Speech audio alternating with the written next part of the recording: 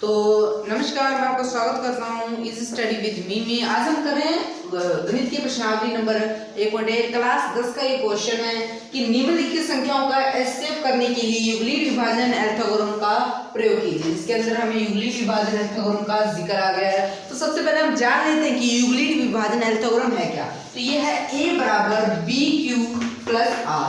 तो a बराबर B Q plus are में हमें जो a है, ये हमें क्या मिलता है, भाज्य मिलता है। भाज्य बराबर भागफल इनटू जो हमारा भाजक आता है प्लस शेषफल, यही है हमारा a बराबर बी क्यू प्लस आर, जिसे हम इस तरीके से भी निरूपित कर सकते हैं। जैसे कि हम जानते हैं कि कुछ जब शेषफल आर डी आता है और क्यू हमारे पास आंसर आता है, कुछ इस तरीके से भी इसे लिख सकते हैं। तो इसी में हम फर्स्ट क्वेश्चन को अगर देखें तो ये हमारे पास फर्स्ट क्वेश्चन है 135 और 225 में, जिसके अंदर ये पहले तो हमें 225 लेना है, जो भी सबसे बड़ी संख्या है उसी को हमें a की तरह यूज करना है। तो 100 जो 225 है इसको हमने a की तरह ले लिया और b हमने ले लिया 135 को। तो यहाँ पे वो सूत्र लगाएंगे यूक्लिड विभाजन प्रमेय में a बराबर बी क्यू प्लस आर, जहाँ पे a का मान हमारे पास है 225, तो 225 से लिख दिया और b का मान जो कि हमारे पास b की जगह 135 लिख दिया। अब r का मान मैंने कैसे निकाला है, r का मान मैंने 135 को 225 को 135 का भाग लगा के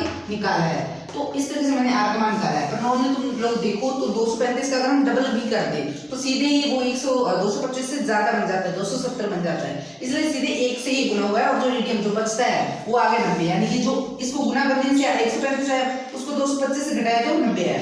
इसी प्रकार a बराबर 135, क्योंकि अब जो b है वो a बन गया और जो r था वो b बन गया।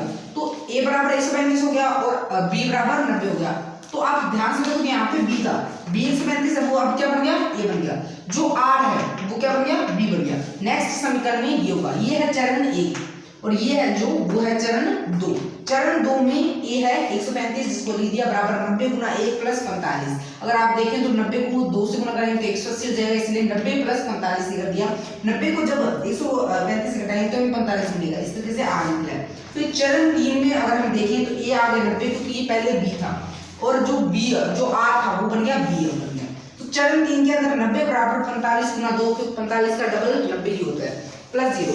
जब भी हम यूक्लिड विभाजन प्रमेय को सोल्व कर रहे हो और हमें r का मान बराबर 0 मिल जाए, तो जब भी ऐसा हमें मिल जाए तब जो b है वो ही हमारा क्या होता है, एचसीएफ होता है। तो इसमें देखो r का मान 0 आ चुका है, b हमारे पास क्या दिया है, 45 दिया हुआ है।